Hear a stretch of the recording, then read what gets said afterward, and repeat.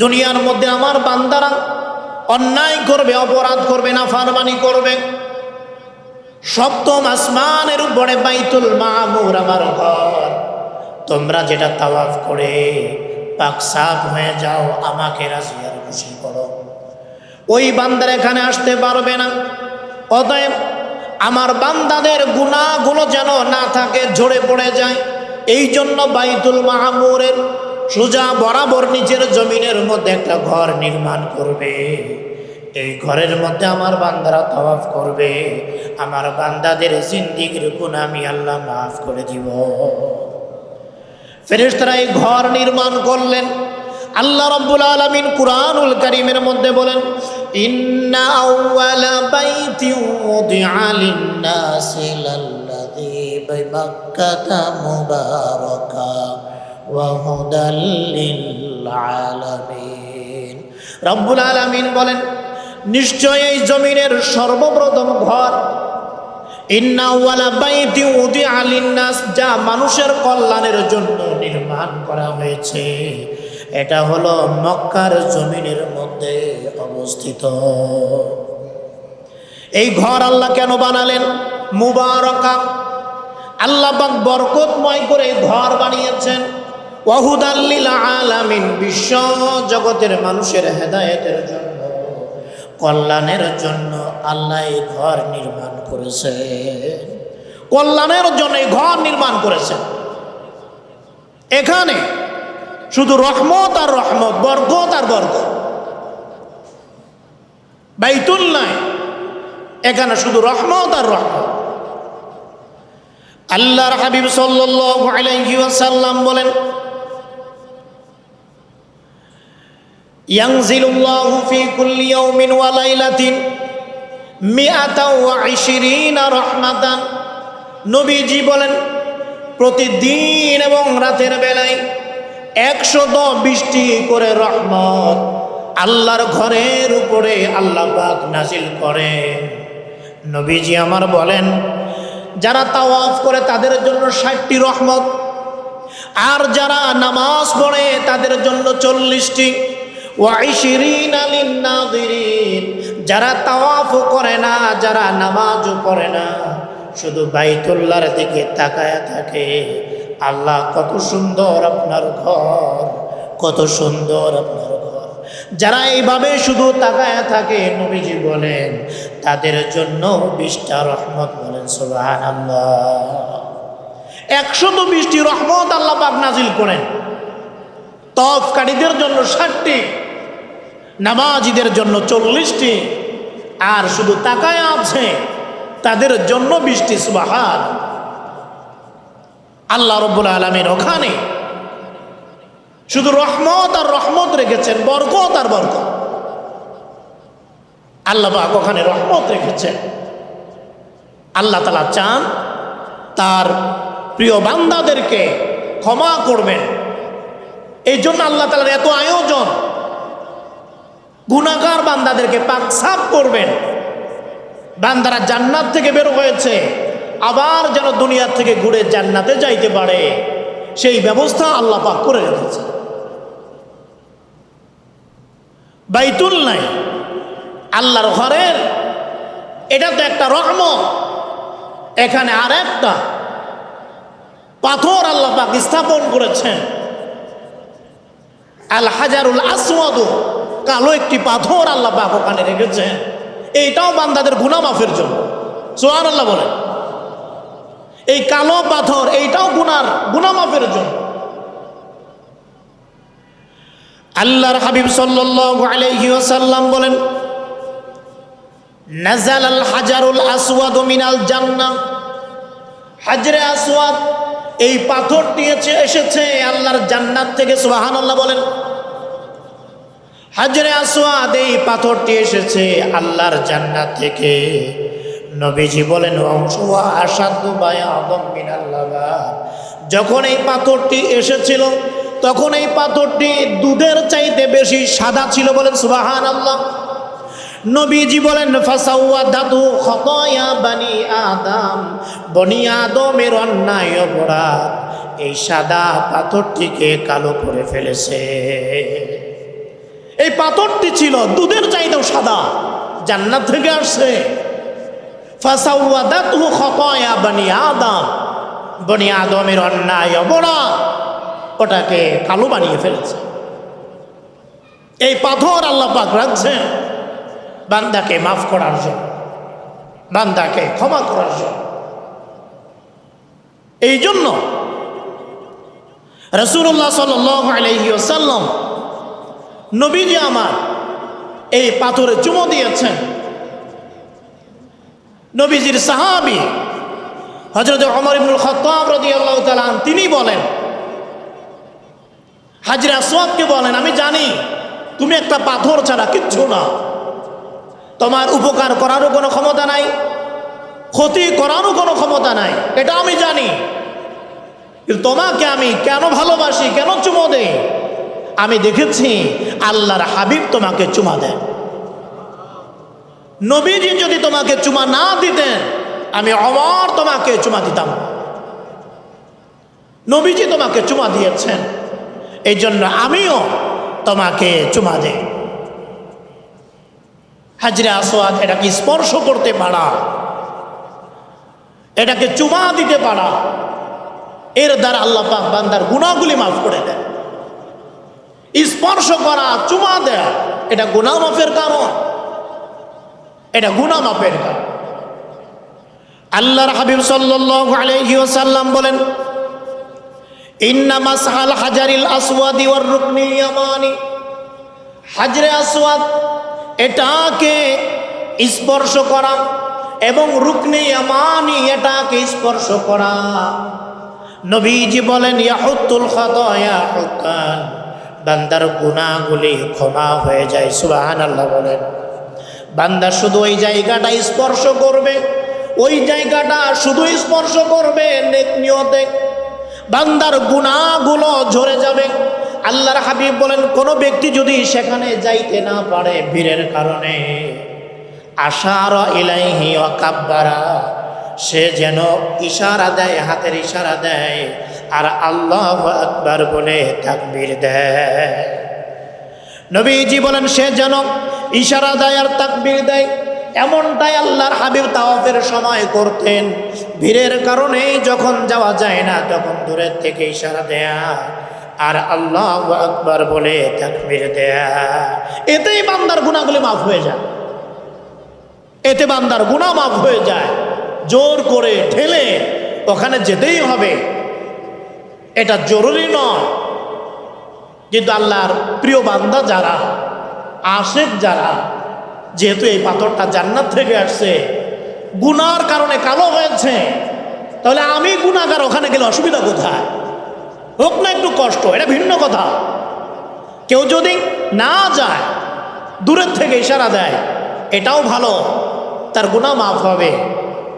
ওমর রাদিয়াল্লাহু তাআলা আন, অনেক সাহাবী রিওয়ায়াতের মধ্যে এসেছে তারা জোর করেই যাইতেন, জোর করেই যাইতেন আর বলতেন যেখানে রাসূলুল্লাহ চুমা দিয়েছেন আমি সেখানে আসবো না কেন, সেখানে আমি আসবো না কেন। এই জন্য হাজরে আসওয়াদ এই পাথরটাকে এটা চুমা দেয়া, এটাকে স্পর্শ করতে পারা, এটাও বরকতের কারণ।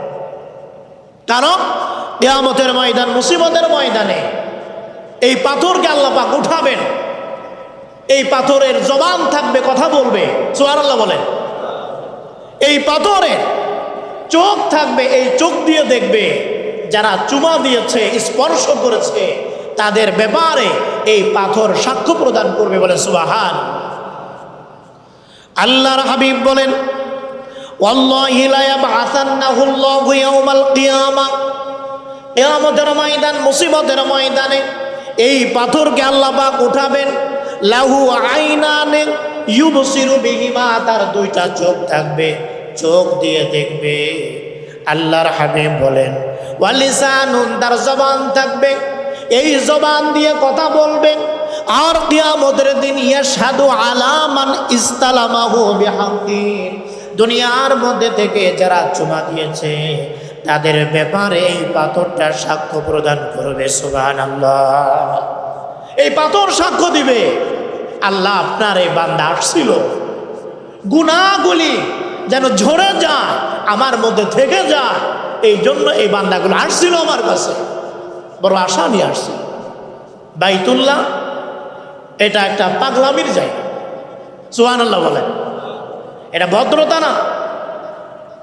মদিনা এটা ভদ্রতার জায়গা, যেন আওয়াজ না হয় রাসূলুল্লাহ এখানে আছেন, যেন আওয়াজ না হয়, ওই হুল্লোড় না হয়, খুব খেয়াল রাখতে হয়।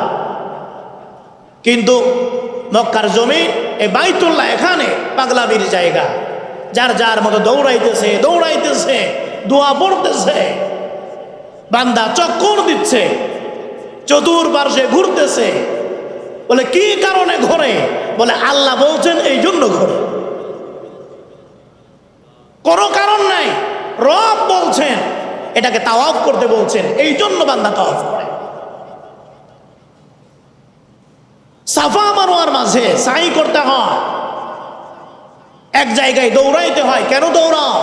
বলে আল্লাহ বলছেন এই জন্য দৌড়াইতে হয়, রব বলেছেন এই জন্য দৌড়াইতে হয়।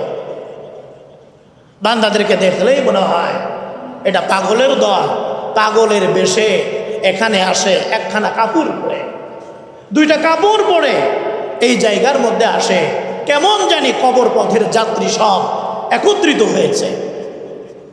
এহরামের কাপড়, এটা কাফনের কাপড়কে স্মরণ করায় দেয়, এটা মৃত্যুকে স্মরণ করায়। বান্দা যখন চলে যাবে এইরকম সাদা কাপড়ে প্যাকেট হয়েই তুমি চলে যাবে, তোমার সাথে এখন কিচ্ছু নাই, তোমার বাড়ি গাড়ি কিচ্ছু নাই, তুমি একা, দুই টুকরা কাপড়।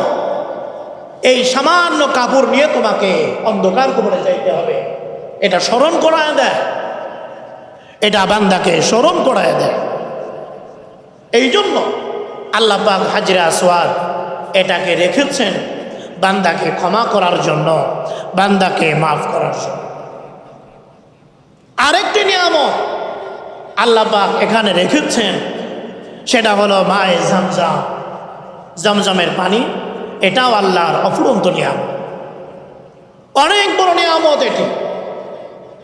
রাসূলুল্লাহ সাল্লাল্লাহু আলাইহি ওয়াসাল্লাম শারিবান নাবিয়্যু আইমান মিন জামজামা, জামজামের এই পানি আল্লাহর হাবিব দাঁড়িয়ে পান করেছেন, আল্লাহর হাবিব দাঁড়িয়ে পান করেছেন। আম্মা জান আয়েশা সিদ্দিকা রাদিয়াল্লাহু তাআলা আনহা যখনই যাইতেন বাইতুল্লাহ, আসার সময় জমজমের পানি নিয়ে আসতেন।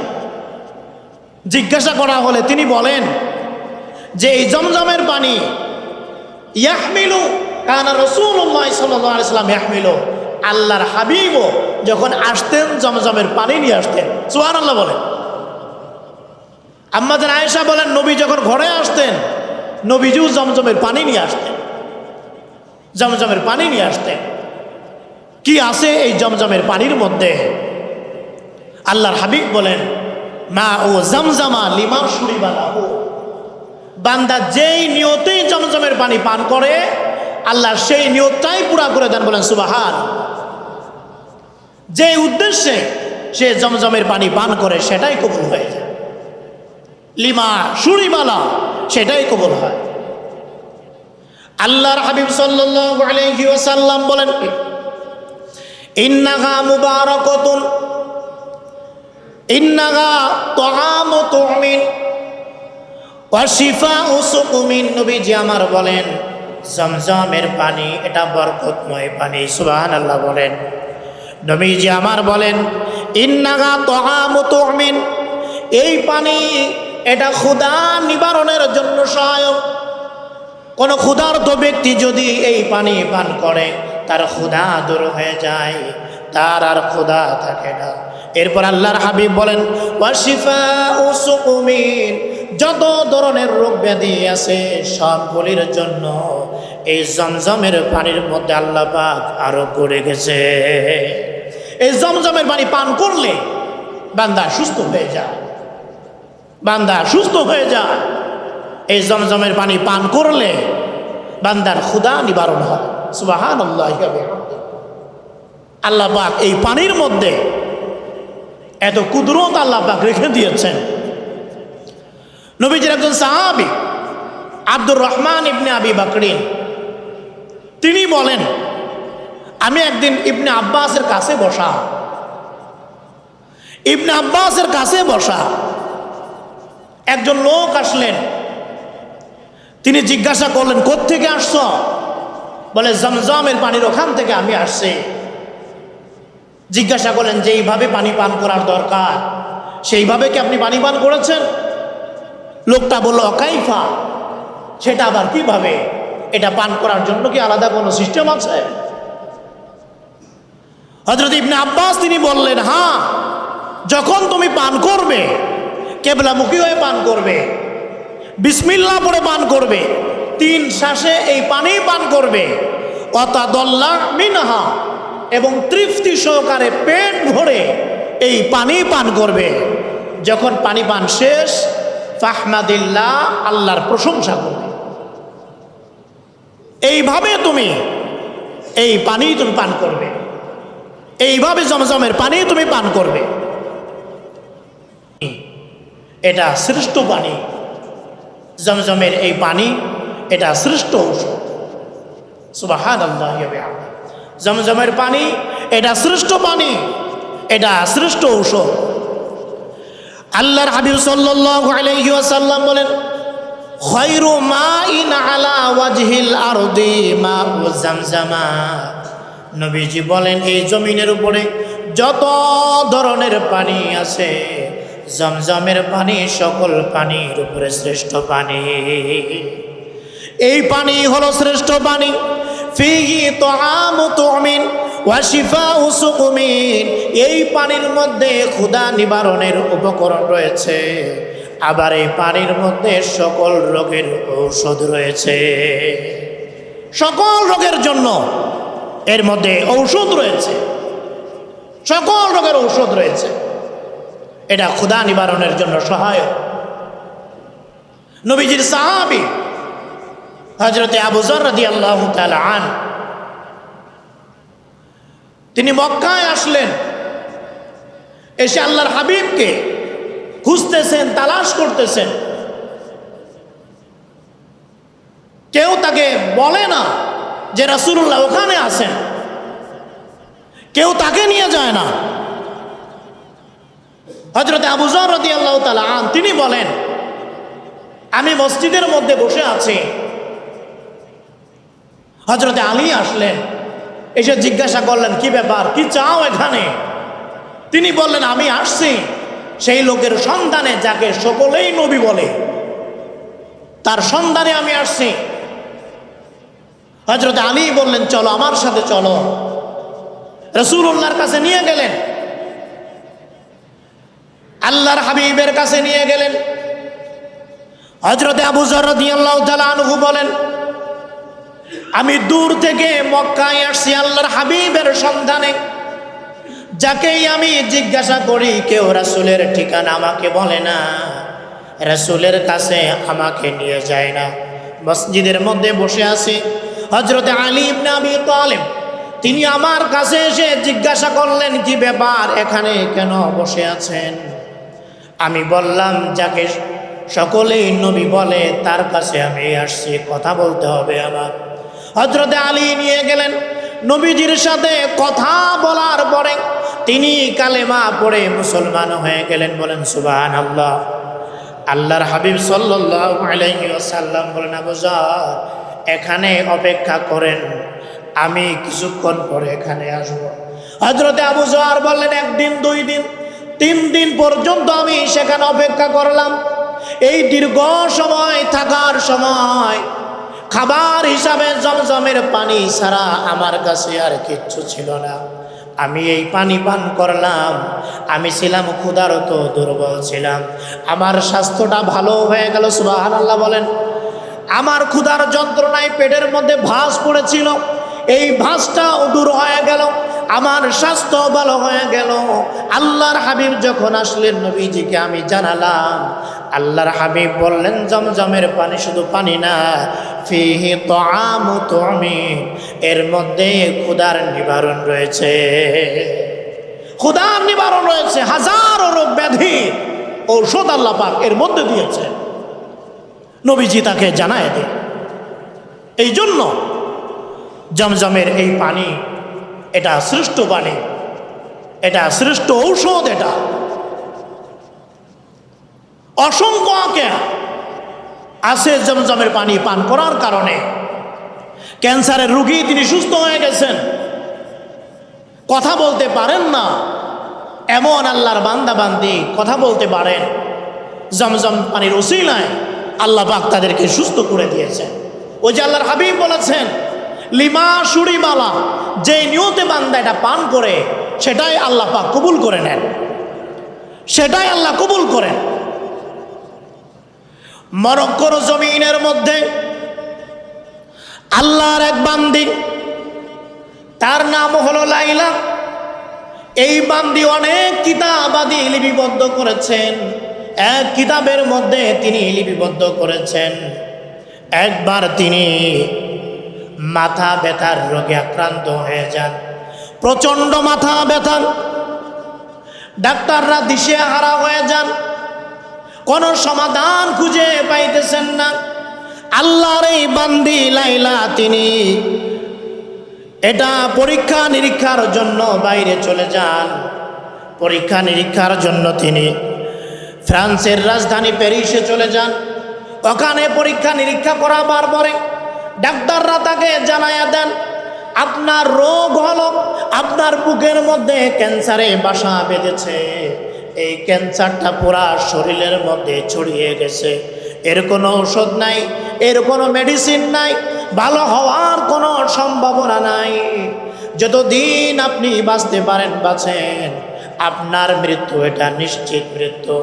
ডাক্তাররা জানায়া দিলেন।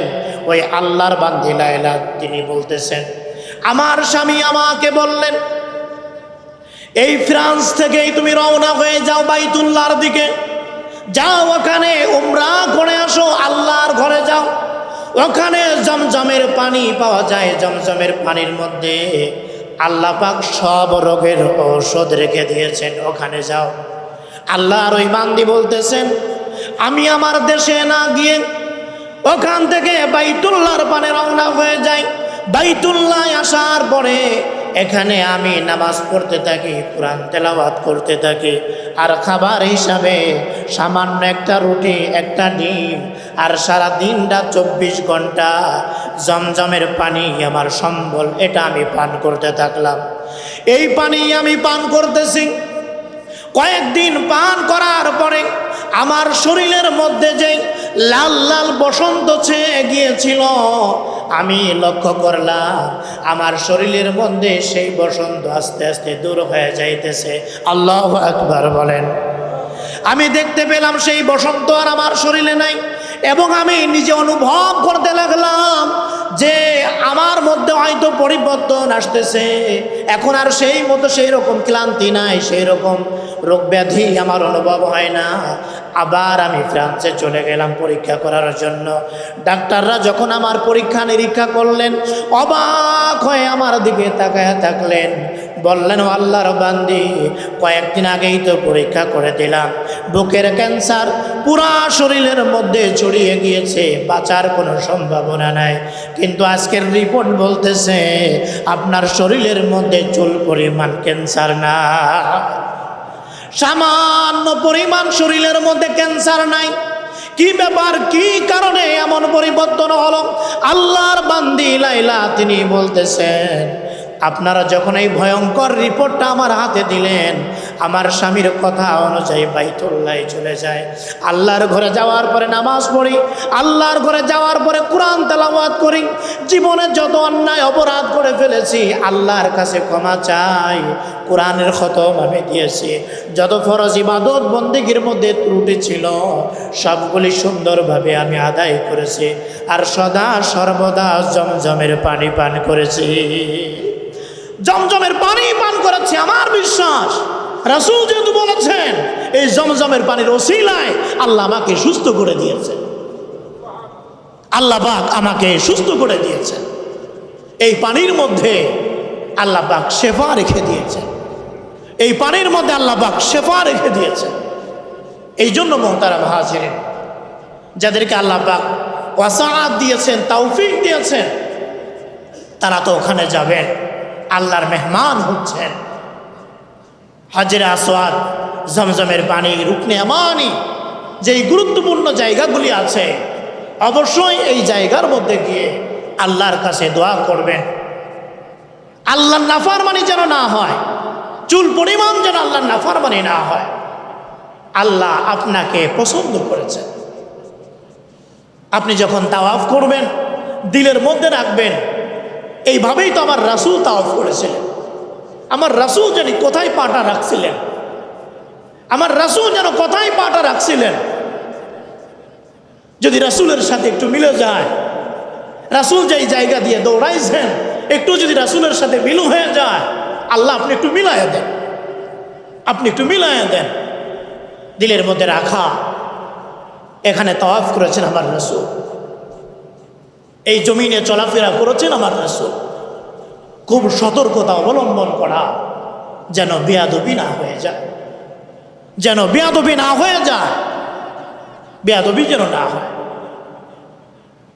এখান থেকে যখন মদিনা শরীফের দিকে রওনা হয়ে যাবে, আল্লাহর হাবিব সাল্লাল্লাহু আলাইহি ওয়াসাল্লাম বলছেন, মান হাজ্জা ফাজারা কবরি বাদা মাউতি, আমার মৃত্যুর পরে আমার যে উম্মত আমার কবর জিয়ারত করার জন্য আসে, সে যেন আমার জীবিত অবস্থায় আমার সাথে সাক্ষাৎ করতে আসে। আর জোরে বলে সুবহানাল্লাহ। আমার ইন্তেকালের পরে যারা কবর জিয়ারত করতে আসে, তারা কেমন জানি আমার জীবিত অবস্থায় আমার সাথে সাক্ষাৎ করতে আসে।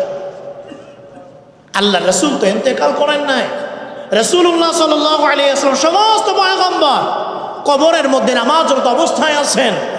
বান্দা সালাম দিলে, উম্মত সালাম দিলে রাসূল ওখান থেকে সালাম শোনেন, রাসূলুল্লাহ জবাব দেন, রাসূলুল্লাহ জবাব দেন। এই জন্য রাসূলের কবর জিয়ারত করা, আদবের সাথে রাসূলের কবর এটাকে জিয়ারত করা।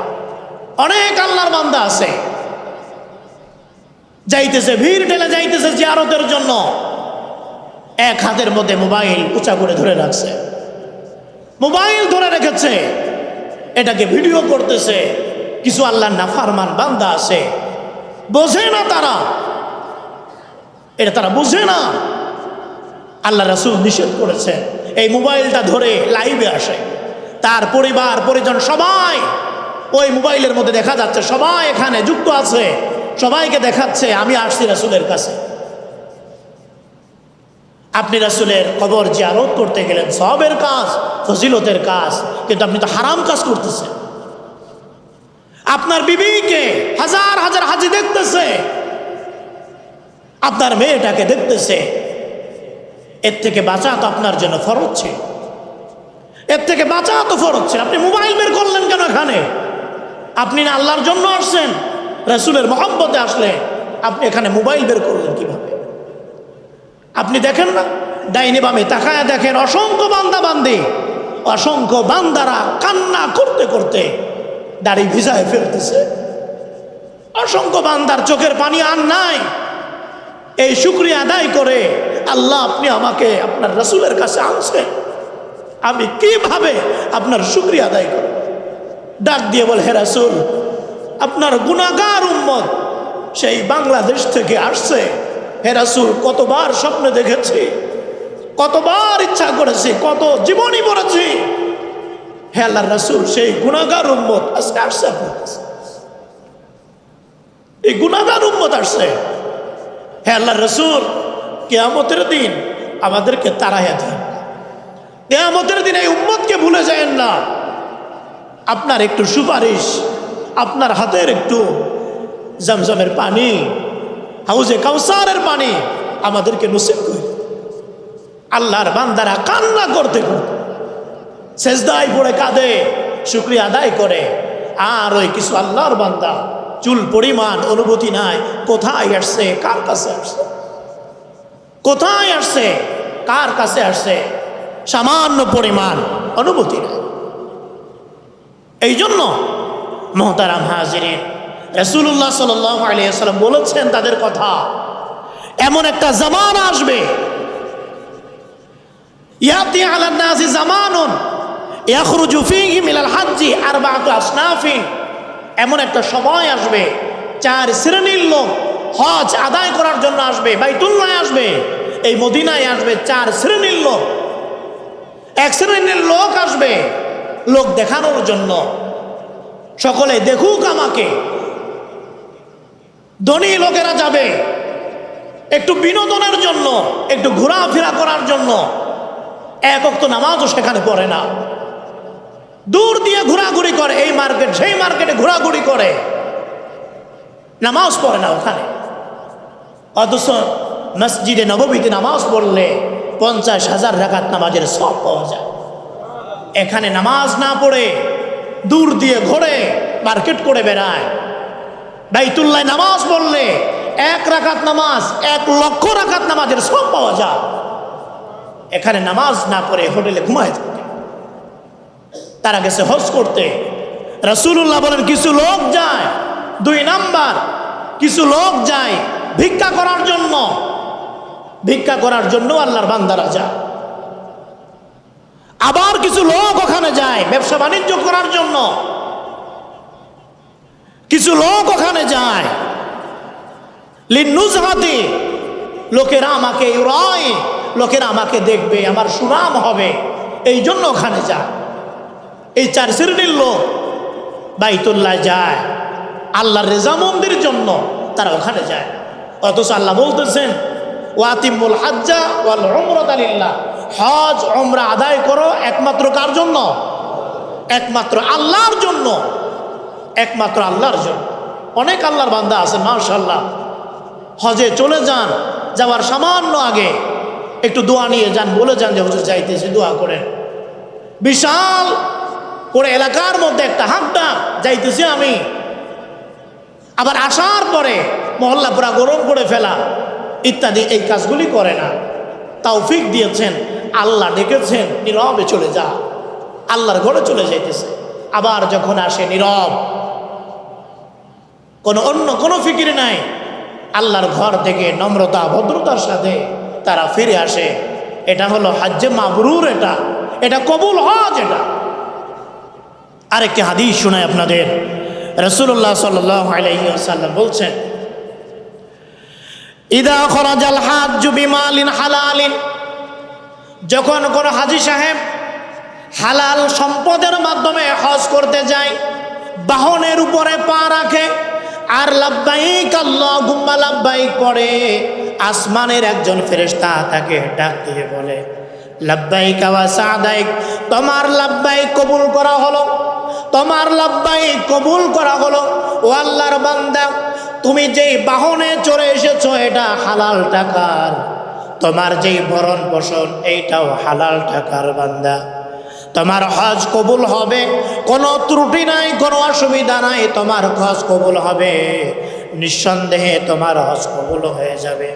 আল্লাহর হাবিব বলেন আবার কিছু বান্দা যারা হজে যায় হারাম টাকা দিয়ে, অন্যায় জুলুম করা অর্থ দিয়ে যারা হজে যায়, তারা যখন বাহনে পা রাখে আর বলে লাব্বাইক আল্লাহুম্মা লাব্বাইক, আসমানের ফেরেশতা ডাক দিয়ে বলে লা লাব্বাইকা লা সাদাইকা, তোর কোনো লাব্বাইক নাই, তোর কোনো সাদাইক নাই, তোর লাব্বাইক কবুল করা হবে না, তোর লাব্বাইক কবুল করা হবে না। তোমার মধ্যে যেই কাপড় এটা হারাম টাকার, তুমি যেই বাহনে চড়ে এসেছো এটাও হারাম টাকার টিকিট করা, তোমার হজ কবুল করা হবে না। তোমার হজ পরিপূর্ণভাবে আল্লাহ রাব্বুল আলামিন নিক্ষেপ করেছে, তোমার হজ কবুল হবে না, আল্লাহ তোমার হজ কবুল করবেন না, যাও তুমি ফিরে যাও। এই বান্দা ফিরে আসে কিছু খেজুর, কিছু আতর, কিছু তাসবিহ, এছাড়া আর কিচ্ছু নিয়ে আসে না, এছাড়া আর কিচ্ছু নিয়ে আসে না। অথচ আল্লাহর হাবিব বলছেন কবুল হজ, হজ্জে মাবরুর যেটা, এর বিনিময়, এর পুরস্কার একমাত্র আল্লাহর জান্নাত। সুবহানাল্লাহ বলেন, একমাত্র আল্লাহর জান্নাত। রাসূলুল্লাহ বলেন হাজী সাহেবরা যখন আসে তাদের থেকে তোমরা দোয়া নাও, তাদের থেকে দোয়া নাও। তারা দোয়া করলে যেমন আল্লাহ কবুল করেন, অন্য কারোর জন্যও যদি ক্ষমা চান আল্লাহ সেটাও মাফ করে দেন, সেটাও মাফ করে দেন। এই জন্য যাদের উপরে হজ ফরজ হয়ে আছে এই বছর যাওয়ার চেষ্টা করা, না পারলে যত দ্রুত সম্ভব বাইতুল্লাহ যাওয়ার চেষ্টা করা, বাইতুল্লাহ যাওয়ার চেষ্টা করা। যাওয়ার আগে আমার এটা পরিপূর্ণভাবে হালাল অর্ধ কিনা এটা যাচাই বাছাই করা। হারাম টাকা দিয়ে বারবার উমরায় যায়, ধোঁকাবাজির টাকা, প্রতারণার টাকা দিয়ে কয়েকদিন পর পর উমরায় চলে যায়, বড় বড় জুব্বা পরে, রুমাল পরে চলে যাইতেছে, হারাম টাকা। আপনার এই হজ করা, ওই যে বললাম কিছু খেজুর জমজমের পানি ছাড়া আর কিচ্ছু আপনার লাভ হবে। কথা বলেন ঠিক কিনা? এইরকম অসংখ্য আল্লাহর বান্দা আছে পাওনাদারের টাকা পরিশোধ না করে হজ্জে যাইতেছে। কে বলছে আপনাকে হজ্জে যাইতে? কে বলছে আপনাকে উমরায় যাইতে? ধোঁকাবাজি করে, প্রতারণা করে আল্লাহর ঘরে চলে যায়। আল্লাহ রাব্বুল আলামিন আমাদের সকলকে কথাগুলি বোঝার, সে অনুপাতে আমল করার তৌফিক দান করেন, বলেন আমিন।